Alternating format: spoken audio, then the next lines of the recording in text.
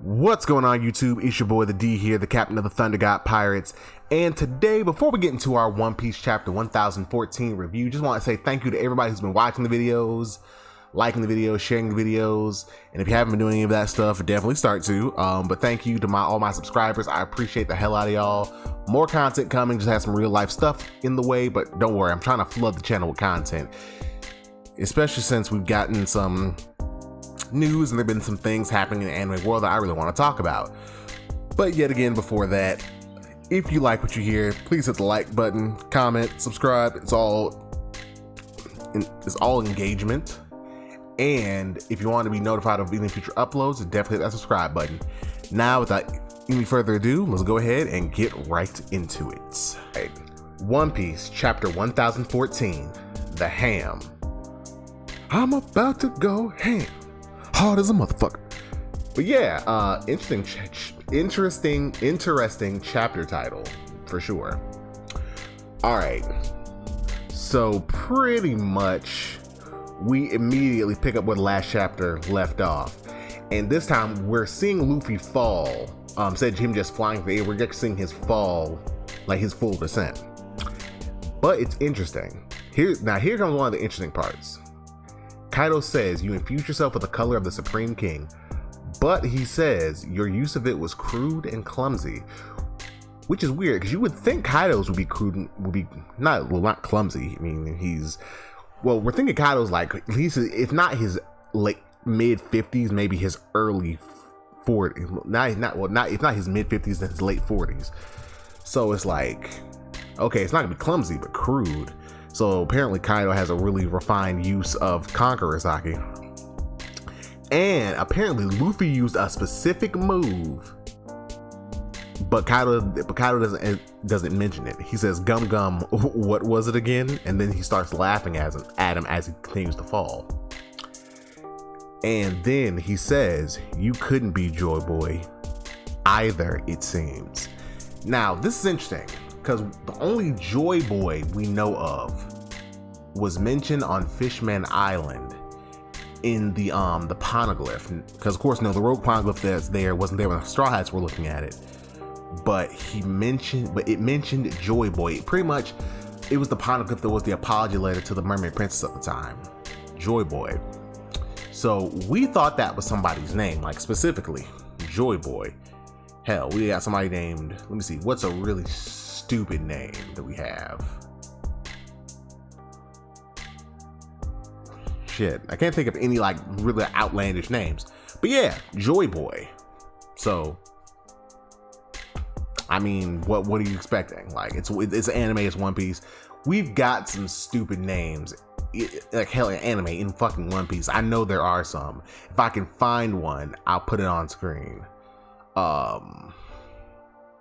I mean, King, Queen, and Jack, they aren't stupid names, but I mean, I'm assuming that they're those are code names, but still, like, at least with like, hold up, who's who? Page One, which isn't a stupid name. Well, they aren't dumb names, but still, like, who would sit there, look at a brand new newborn baby and say, you know what, you're who's who. You know what? Me, I gotta call him Page One. I'm not Jamaican, but that's well, who's gonna look they newborn baby dead in their eyes? It's like, you know what? You're gonna be Page One. I don't think anybody's doing that. But yes, and hold up. He knows about Joy Boy. Now, I don't think that's some like super like secret information, but the fact that Joy Boy is known to multiple people, I don't think it's like some super secret thing, but I don't think just anybody knows about Joy Boy. Like, so there's got to be a story behind this. Maybe it might be like a common pirate thing that we the audience have never been privy to, or this is like something that you might learn at Lodestar, or I don't know. It's interesting. Joy Boy. Kaido knows. It's just interesting. So then from there, Kaido then gets on Den Den Mushi, where he's speaking to one of his Marys, I think they're called. Well, I think one of the Marys called him. And he's telling them, and they tell him that they found Momonosuke. Kaido then's like, okay, I'm on my way. And specifically Bao Huang. And he tells her to go ahead and broadcast to the rest of the island the results of the fight. Couldn't find my words. So anyway, we cut back to the third floor of the castle, where some people are saying that, well, some of the beasts are saying that they've spotted Master Yamato carrying Momonosuke, which we, the audience, know is not true. It's a dummy, it's a fake. And then some of them even comment on his cuffs being gone. To which he says, yes, that's right, I'm not your prisoner anymore, I'm Odin. So then we go to the first floor call space where Shinobu and Momonosuke are. And another interesting thing, Yamato, you're not Odin.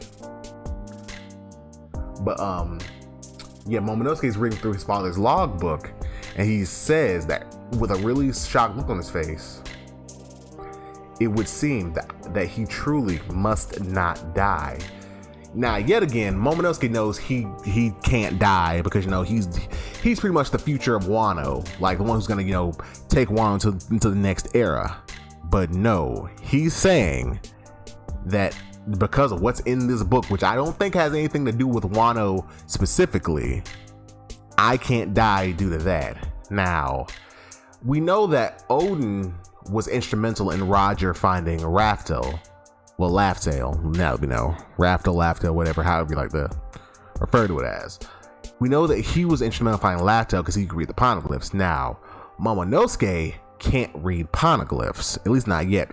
Robin would have to be the one to teach him because I think everybody else who could have taught him is dead. But it seems that beyond the ability to read poneglyphs, which is already being filled by Robin, there's something to do with either the last island or something that Momonosuke specifically is involved in, and he can't die. Now, we know that Kaido didn't have the logbook. Yamato had the logbook. And at least from what we know currently, he never saw it. So that might be why. So there must be some, Kaido may have found out something else to where Momonosuke could be instrumental in. Because I was recently going back and watching the One Piece dubs as they're being dubbed. We're currently in the Dressrosa arc, I can speak, in the dub. Now, we remember Dofi a couple of times was wondering about Momonosuke and trying to capture him.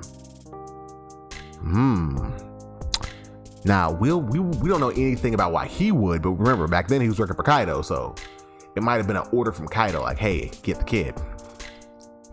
But anyway, Shinobu is surprised, and yet again, he's like, hey, well, she's like, of course you mustn't die. But I think with her, she's more so saying, for the future of Wano, you can't die, because she doesn't know what's in that book. Like I said, this looks like Momonosuke can't die for something that's bigger than Wano.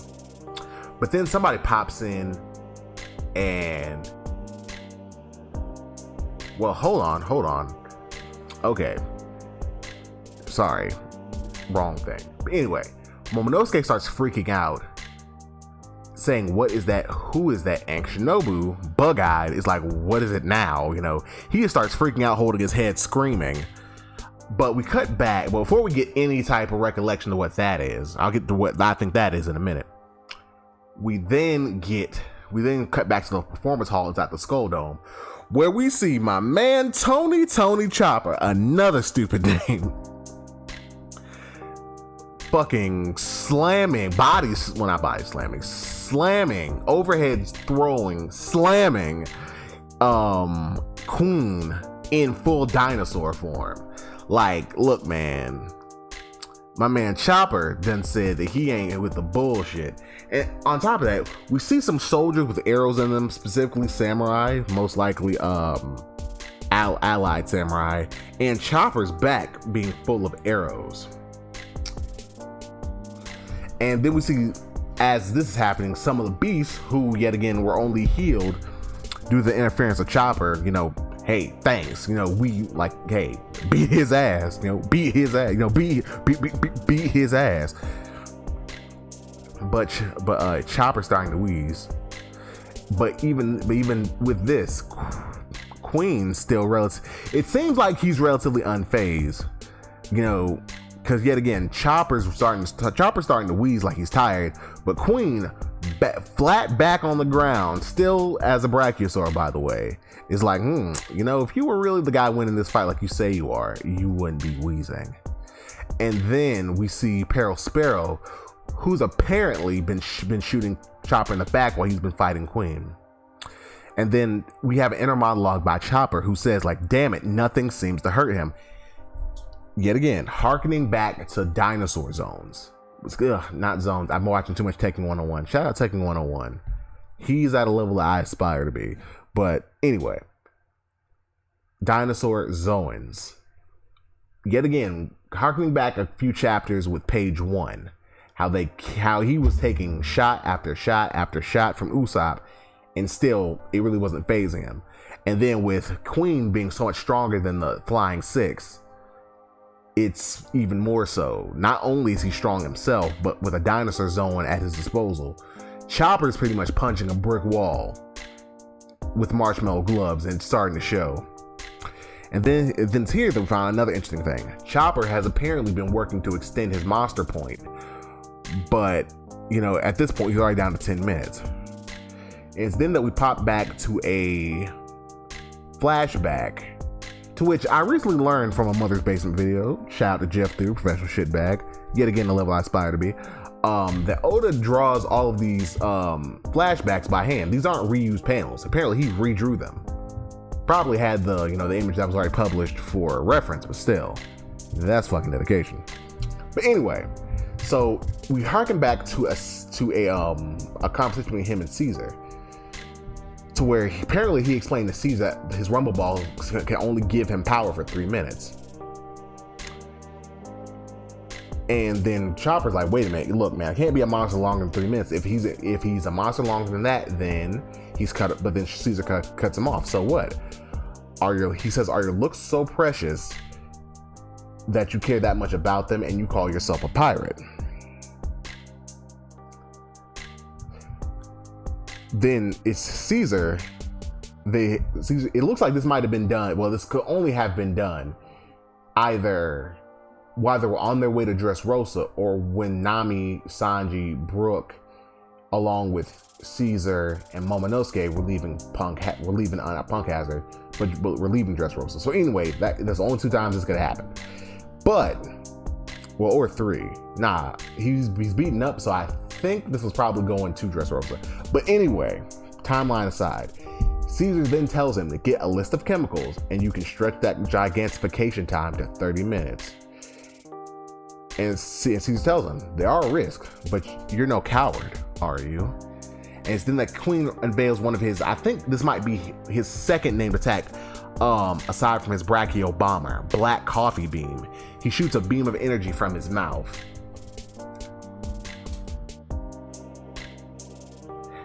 But Chopper dodges it, but Perospero then shoots the candied arrows after him, but we cut away to one of the Marys, to which this Mary then activates diffusion mode, which I think is how they broadcast a single broadcast throughout the entire island. It's here that they announce to all of Onigashima the fight is over. The highest bounty on the enemy side, Straw Hat Luffy, has lost. To which everybody starts to react. And Chopper reacts, but, and as he's reacting, Queen takes advantage and bites him. And it's here we see more of Queen, which yet again, I think Queen's a full cyborg, because we see his neck is segmented and there's a metal pipe, which, probably acts as esophagus. He's a dinosaur shooting lasers. But we cut away from that and we cut around. Marco, who's probably still fighting King, and is huffing yet again. Marco's not exactly a spry chicken, and he's out of shape, so that could potentially be why that is. And then even the Frankie Shogun, which is made out of Wappo metal, and he's surprised as well. Jinbei, who is fighting Who's Who,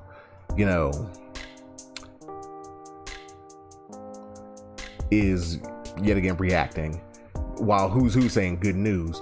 and it's confirmed. It's confirmed that Luffy is sinking to the bottom of the ocean. And we see in the next panel, we see a small little panel with Luffy drowning. All right. The announcement then goes on. The Kozuki Samurai and the pirate captain have both fallen.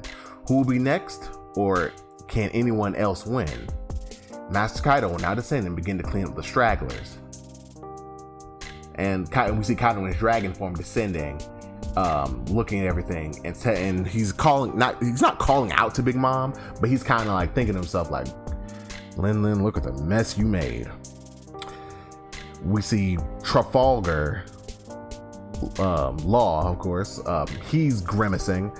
We see Kid going against Big Mom. I don't think their fight started yet, but they're still facing off, with Big Mom saying, she's laughing until asking, like, hey, did you hear that? To which Kid gives the Kid response, nigga, I don't care. So we then cut over to Nami and Luffy. Not Nami, Luffy, Nami and Usopp, who are holding Tama, who's crying about what happened. But the transmission does say Master Kaido will allow surrender. Only those who raise their arms in surrender and compliance will be allowed to survive and serve as followers. We see not Nami. Good lord, I'm fucking up today. We see Robin and Brooke apparently still in pitched combat with Black Maria, and both Sanji and Zoro, who is still wrapped the fuck up, saying screw that. All right, and then on the way to the passage to the first floor crawl space, we yet again hear the end of the message, surrender Wano, but we see not Kamazo, damn it, what is his name? Kanjuro, that rat bastard. And yet again, the outcome is clear. Yet again, there's a frog Mary in there with Shinobu in them. And yet again, it's repeating the message. He's lost, blah, blah, blah. And we see that both Kiku Nojo and, Okiku, as her name is, and Kinemon are there with Momonosuke.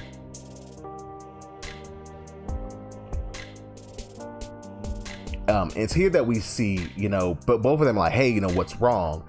And Momonosuke is freaking out. He's still saying, Kinemon, we must tell everyone. And yet again, they can't really get a hold of the situation. Kid's freaking the fuck out. He can't communicate properly. But yet again, we're gonna get there because I think I know what's happening. So then we see Odin come through a crawl space, to which everybody knows that isn't him, but Momo, who is crying, who's been beaten up, and is freaking the fuck out currently, tearfully with a smile on his face says, Father. Kiku, she don't take no shit. She gets up me and says it's not him. And he's furious. You know what it is. Not once but twice you show us these mocking lies. To which the obviously fake Odin says, hey, what do you mean? It's me. And then she says, after what you did to Ashura, you dare do this again.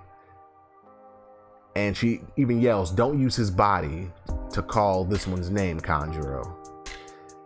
And she goes to strike, but she has a flashback remembering when Odin found her and Izo, and she begins to hesitate as she strikes.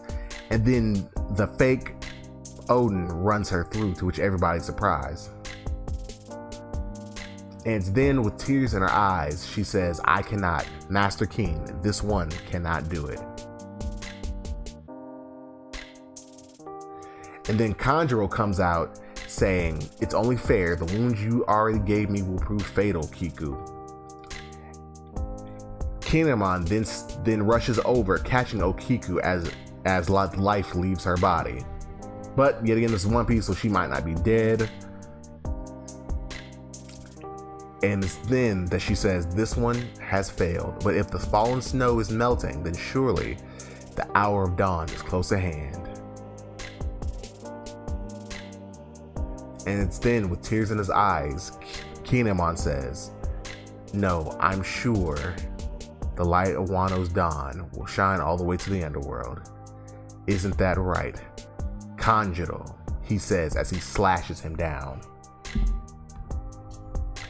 And as he's dying, Kanjuro says, if anyone should close the curtains on my act, as he flashes back to being friends with Kinemon in their youth. It ought to be you. He then says that after all, on stage, we were always best of friends.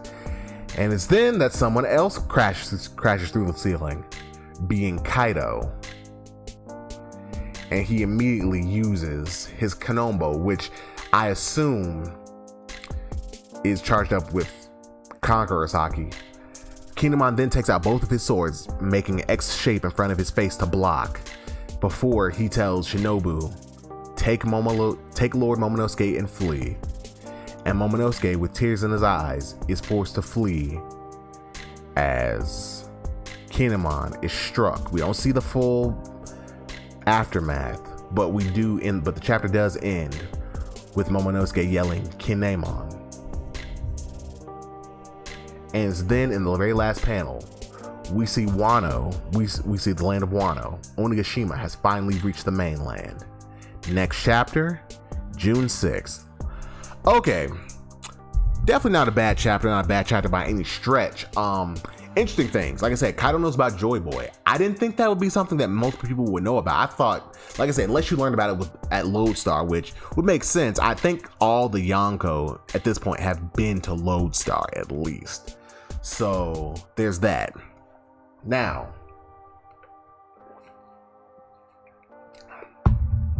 Momonosuke freaking the fuck out. Okay. Now remember at Zou, when Zunisha was being attacked, it reached out to him for help because it needed to be ordered to move. It couldn't attack on its own. I think this is the same. I think Luffy, even though he's unconscious, remember earlier in the arc when he was defeated by Kaido, even though his eyes were whited out and he was, mouth agape, unconscious, Kaido said that he was still glaring at him. This is the same thing. I think Luffy's spirit in and of itself is yelling, help me, help me, help me, nigga. Like he's yelling for help internally. And I think Momonosuke can hear it, but you gotta remember, Luffy's not the type to be like, hey guys, could you help? He's screaming in that kid's ear. Through no fault of his own, he got the shit beat out of him. And then he's at the bottom of the ocean, drowning. So you kind of can't blame him. But yeah, it's getting real. So apparently, at least if Oda doesn't decide to pull a bait and switch at the last minute, like how he normally does, both not Kinemon, because we don't know if Kinemon's dead yet. Although him going one up with Kaido after already taking a beating, it ain't looking good. But if Oda sticks with these deaths, Okiku of the Fallen Snow and Kanjuro of the Evening Shower are dead. Which I think Kanjuro's death will definitely stick. But Kiku, who knows? But yeah. And then Momonosuke's importance. Apparently Oden knew something that at least it looks like there might have been a role that Oden fulfilled beyond the ability to read poneglyphs, because Momonosuke can't. So beyond the poneglyphs, there's some role that it looks like Oden either knew about or fulfilled himself that he documented that Momonosuke can fulfill. So that's definitely something that we're gonna be looking forward to once all the action is over and we're to the falling, the resolution of this arc. But yeah, dope art. Luffy, bruh, you might, like Jinbei, you might want to get out there because my boy's gonna need you. That man Luffy got the shit beat out of him, boy. Good grief. But anyway, without further ado, thank you so much for joining me for this chapter discussion. Yet again, this is being boy the D20 signing out. See ya.